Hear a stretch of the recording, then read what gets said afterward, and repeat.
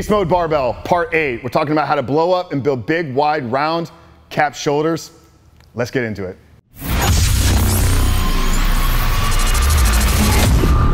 Hey guys, what's up? Coach Frank at the Critical Bench Compound. Welcome back to Part 8 of the Beast Mode Barbell training series. Yes, that is right. We have put together an entire 12-part training series specifically for you, using nothing but barbells, so you can shatter through plateaus, build more muscle, but at the end of the day, build your greatest physique ever so you can live your greatest life. And what we're gonna do in this video is we're gonna walk you through an entire shoulder building workout.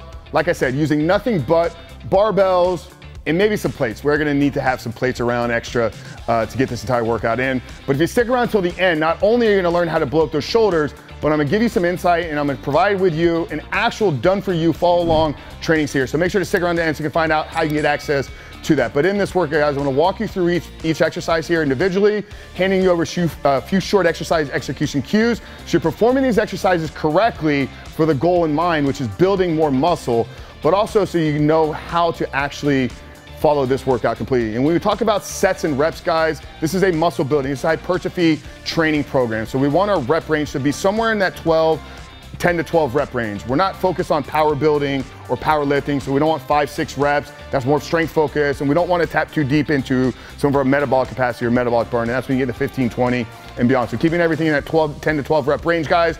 And we're gonna be doing 3 to 4 sets. So if you're just a beginner, maybe your first year of training, 3 sets is gonna be sufficient for you.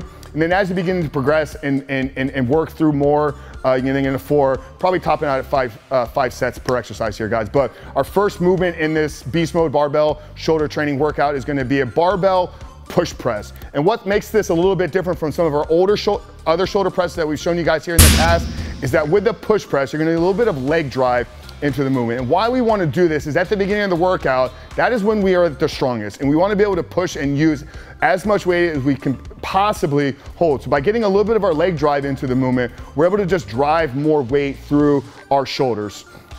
Nothing is going to really change here in terms of how to perform this exercise outside of getting that leg drive into it. So we want to extend up here at the top, fully locking out at the top. Now, once we've done our standing barbell push press, our next movement is going to be seated, and we want to do a seated barbell shoulder press. So with this, you're obviously gonna have to lower the weight significantly, and with the seated press, we're focused more on the intention of the movement. So whereas in our barbell push press, we're focused on moving a lot of weight, with the seated barbell press, we wanna focus on the intention. We wanna focus on what is happening inside the muscle. So I tell you guys, I talk a lot about muscle activations, intention, really feeling that mind to muscle connection work. That's what we focus on here at the seated shoulder press. Sit upright, strong engaged core, and then just driving that weight through the front delts there. Now our third movement here is gonna be a barbell front raise. Okay, typically I would recommend doing a front raise with dumbbells, but this is a barbell workout, so we're gonna have to opt and use the barbell to do this movement. Now as you approach the bar, a lot of people ask me, where should I grab the bar when I'm doing this movement?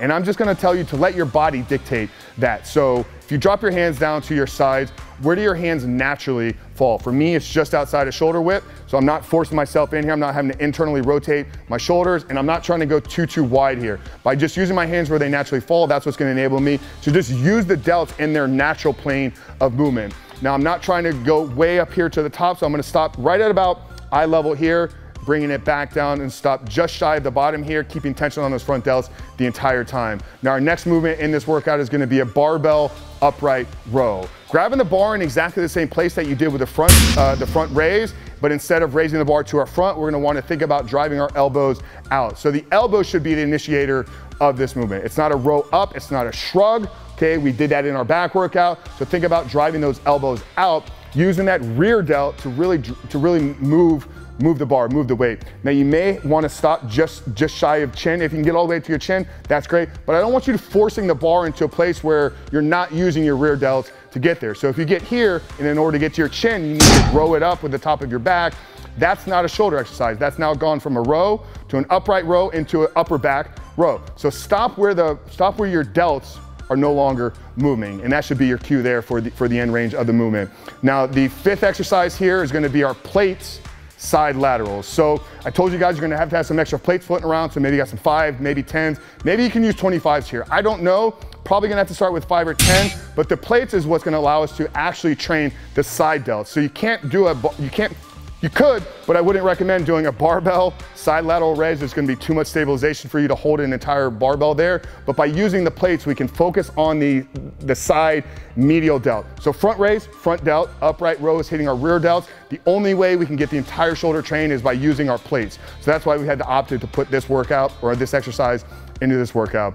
Biggest cue, guys, when I talk about doing side laterals is don't think about pulling the weight up. Think about driving your hands to the walls beside you. So if you're standing in the middle of a room, your goal is to touch the walls to your side. So that should be your cue there and how you're actually moving the weight using your shoulders. And then we're gonna finish the workout off by getting back on the barbell. We're gonna do another press, but we're gonna do a kneeling press in a landmine, one arm. So the landmine is gonna be for those of you that maybe have access to a full commercial gym. Most gyms are gonna have a landmine. If you're training at home, or if you're training at a gym that doesn't have that, you can set a landmine up by putting a barbell in the corner of 2 walls. If you're concerned with damaging the wall, cut a tennis ball open, put a tennis ball on the end of the barbell, slide that into the corner of the wall.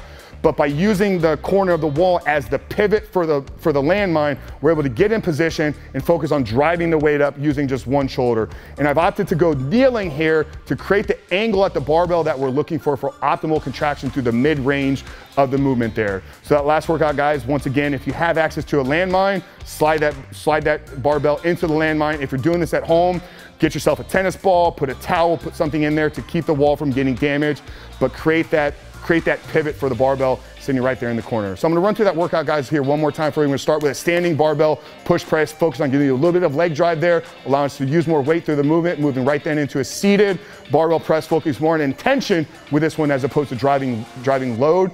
And then the third movement is gonna be a barbell front raise. Grab the bar where your hands naturally fall, just down at your side. And then the fourth movement, same hand placement, focus on driving up with those elbows, up and out. That's gonna be our barbell upright row. And then immediately into our plate, side lateral. And then finish the workout off with a one-arm kneeling landmine, one-arm press. So that's it, guys. And like I told you at the beginning, if you stuck around to the end, so if you're still with me, we have a special gift for you. What I want you to do is click that first link down there in the first pinned comment.